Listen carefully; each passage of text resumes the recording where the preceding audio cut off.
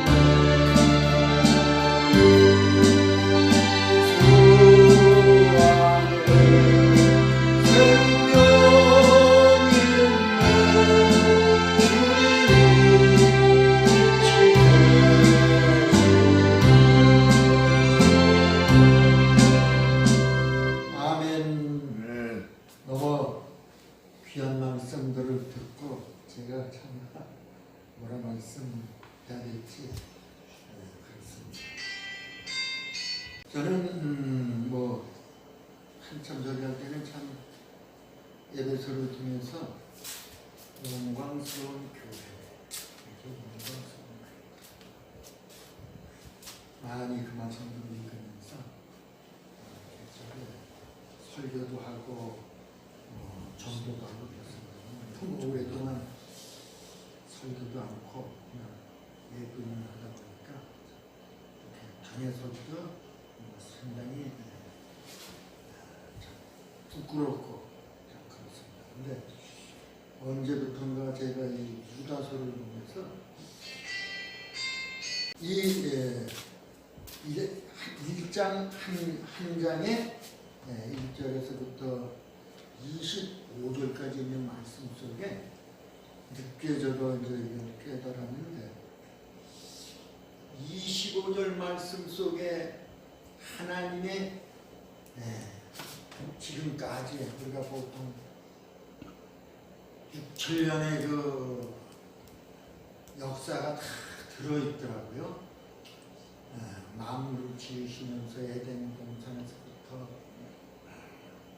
마지막 계시록까지 있는 말씀인 것 같아요. 제가 하나같이 구절구절 나름대로 기도하면서 깨달았는데 영적인 사역과 육적인 사역과 우주 만물의 사역과 하나님의 놀라운 깊은 영적인 사역으로 이루어진 것이 있는가 하면 인간들이 저질러진 하나님의 은혜를 모르고 내 뜻대로 살아가면서 수없이 이거 헤아릴 수 없는 무서운 영적 죄악까지 그러면서 하나님의 사랑받은 자 외에는 무서운 하나님의 심판이 우주적으로 또 하나님이 지으신 세상에서 말하는 자연적으로 무서운 은혜가 있는가 하면은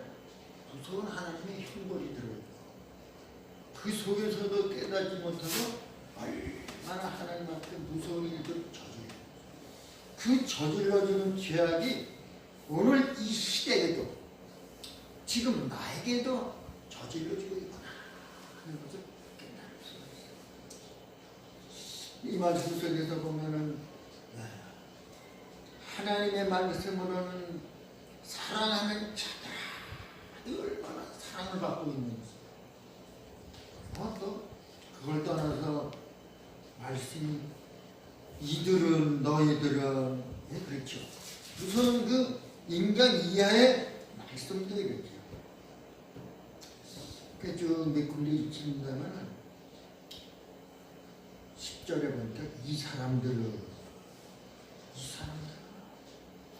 유기된 사람들이 유기됐다. 저는 그래. 하나님 앞에서 떨어져 나갔다. 스스로 하나님은 사랑으로 나를 붙들어 어떻게 하든지 자식으로 위치로 본위치로 세우려고 하지만은 내 스스로가 떠나간다. 이 말씀 속에 보면 무서운 일들이 얼마나 벌어지는지 천사와 사단에서 싸. 그런데 저는 더 놀라운 것은 보니까 무슨 말씀이십니까? 천사 미가엘은 결론적으로 자신이 저주하지도 않고 애들이랑 싸우지도 않죠. 얼마든지 이길 수 있는데도 인간적으로. 근데 그러니까 무슨 말씀이 있습니까? 이것을 어떻게 본받을 수 있을까? 구조를 보니까 천사장 미가엘이 모세의 시체에 관하여 그런가 보죠.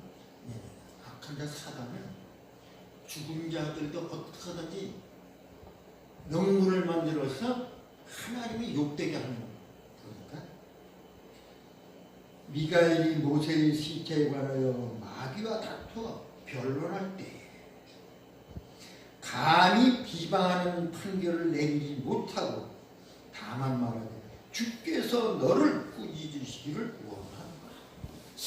이게 굉장히 높고도 깊은 의미의 말씀인 것 같아요. 우리 나 같으면 어떤 싸움 속에서 말로 얼마든지 이길 수 있는 싸움을 만들어서 대들지 않겠습니까?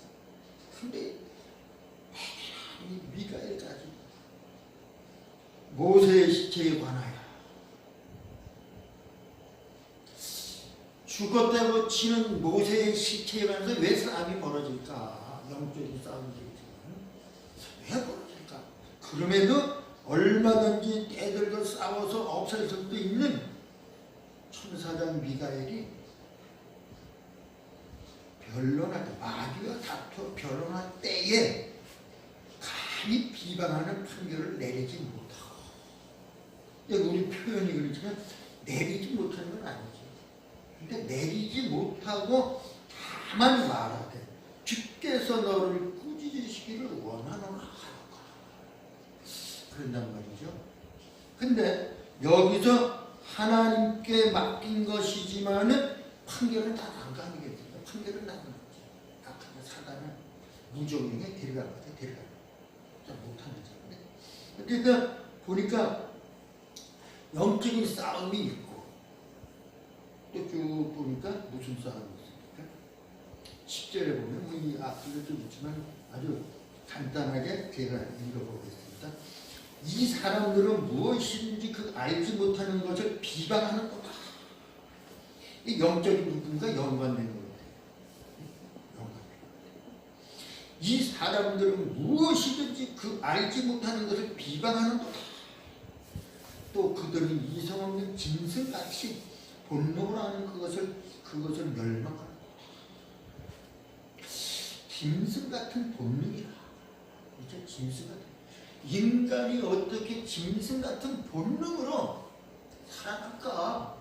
살아왔던 거죠. 그 시절에 보면. 그렇습니다. 저는 가끔 지금 다 잊어먹었습니다만은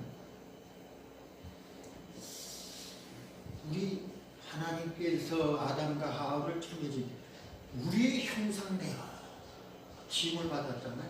그러니까 우리는 어떻게 보면 신성이고도 영성인 사람이다. 그렇죠? 하나님과 똑같지는 않지만 하나님의 자녀로서 최초에 창조됐을 때 하나님의 그 우리가 표현할 수 없는 신성인 하나님,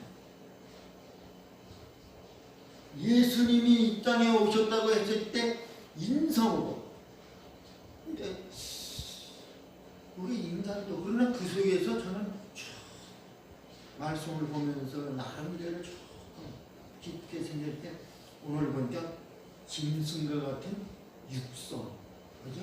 육성. 그리고 우리 인간적으로 보면 인성, 또 신성, 영성. 이것이 굉장히 깊이 있게 좀 의문시되고 좀 깊이 좀 들어가고 싶었어요. 근데 뭐 그 이상도 그 이하도 아니지만 표현하자면 짐승과 같은 어떤 저걸 가지는 육성이다. 육성이다. 오늘 여기서 보니까 뭐라고 그러니까 이성 없는 짐승과 같아. 이성 없는 짐승과 같아. 짐승은 죽음을 끝나잖아요. 사람은 죽음도 인성이 있고 죽었지만 영성으로 하나님께서 지금해 주시면 그래서 저는 그런 부분을 이렇게 좀 판단을 하고 깊이 생각도 좀 해봤습니다. 일단 뭐 그 속에서 또 보면은 그 하나님이 지으신 만물 속에서 나타나는 거 있잖아요. 보니까 12절에 보니까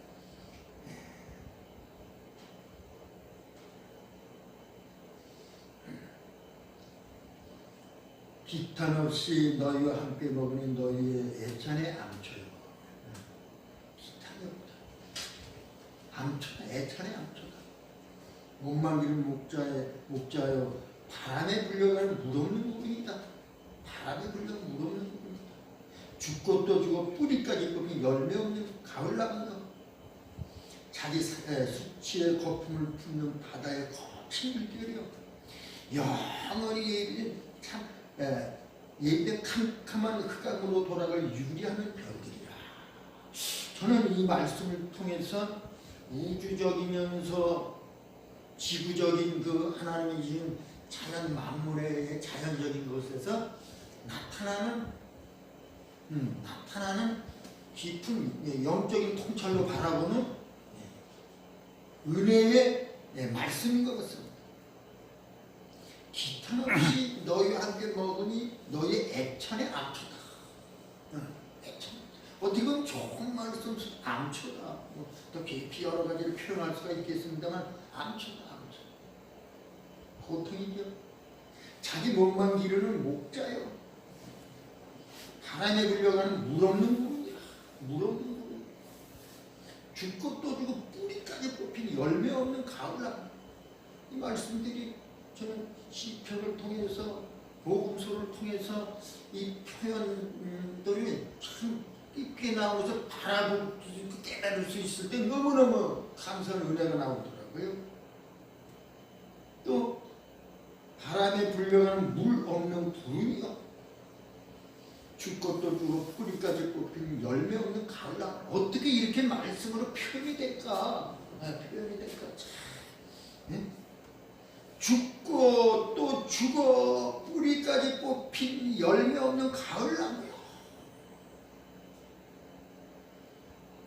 13절에 보니까 자기 수치의 거품을 뿜는 바다의 거친 물결이요. 자기 수치의 거품을 뿜는다. 이것이 바다의 거친 물결로 표현을 했다. 그렇죠. 태풍이 일었을 때 언젠가 저 동해 바다를 갔는데 태풍 이후에 갔는데 야, 그 파도가요. 어마어마한 파도가 큰 높게 오는 게 아니라 저 멀리서부터 하얀 거품을 풀면서 이것들이 몰려오는데 한 줄이 아니라 수십 줄이 순서대로 올라오는데 표현할 수 없는 봤을 때 아름다움이지만 오늘 이 말씀을 통해서 보니까 자기의 수치의 거품이다. 높고 낮은 파도의 그 거품이 정말 그러면서 보니까 영원히 예비된 캄캄한 흑암으로 돌아갈 유리하는 별들. 제가 저 도산 산골에 가 있으니까 도시에서 바라볼 수 없는 별이 어마어마한 별들이 그렇게 화창하고 정말 표현할 수 없는 아름다움을 밤이 깊을수록 더 정말 하나님의 영광을 보는 것 같아요. 근데 여기서 표현한 건 뭡니까? 캄캄한 흑암으로 돌아갈 유리하는 별들이다. 어떻게 그 아름답고 귀한 그 수없이 헤아릴 수 있는 별빛 속에 흑암으로 돌아갈 유리하는 별들이야. 그 밑에는 이것도 그런 말씀 속에 다는 제가 못할 때는 중요한 걸 저와 하나님의 사랑으로 하나님의 인정받을 자녀들, 자녀들과 성도들과 사역자들에게 표현한 말씀이 아닐까. 여기 보면은 6번인가 4번인가가 사랑하는 자들아 나오죠. 25절 말씀 속에서 또 17절에도 사랑하는 자들아 너희는 우리 주 예수 그리스도의 사도들이 미리 한 말을 기억하라. 그렇게 사랑하는 자들아. 여기 올라가 보니까 어디서 또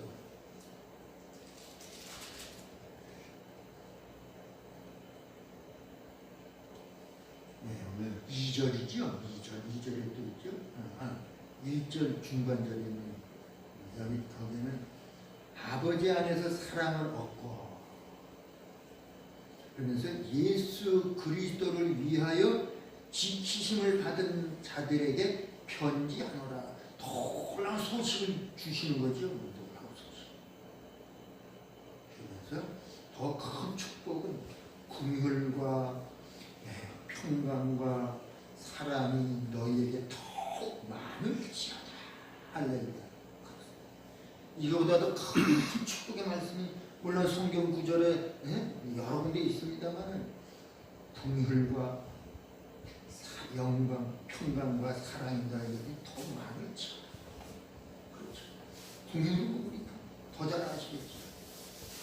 우리가 값없이 노력 없이 어떤 책임도 없이 버려진 것, 일어설 수 없는 것, 수많은 사람들이 원수 사탄까지도 우리를 인간으로 여겨지지 않는 그러한 하나님의 자녀임에도 하나님께서 말씀하시는 긍휼 불사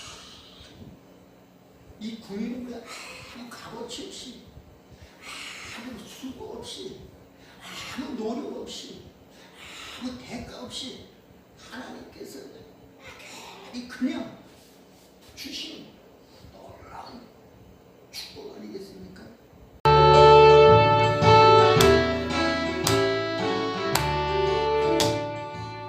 세상의 모든 죄를 밝히시는 그의 모양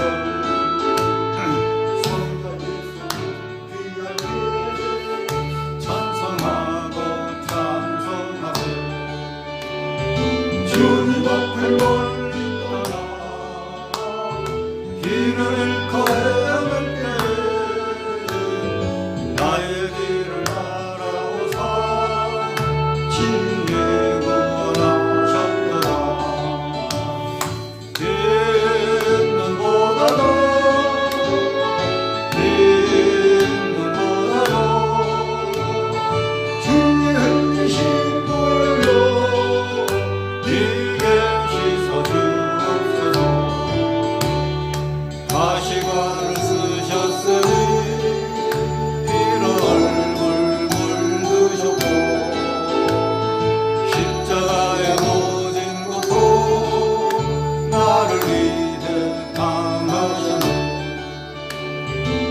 말로 형용할 수 없는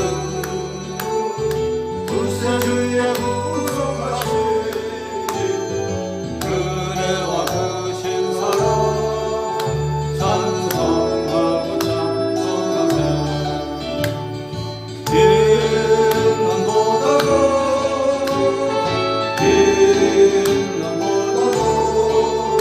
주의 은신 보혈로 이게 씻어주옵소서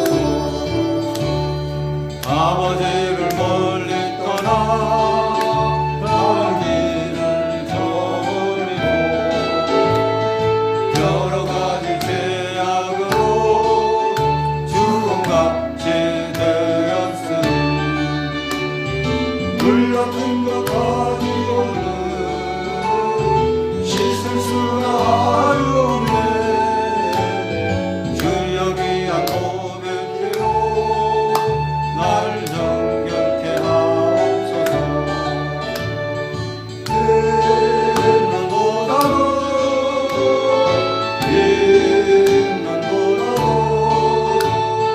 주의 흘리신 보혈로 이게 씻어주옵소서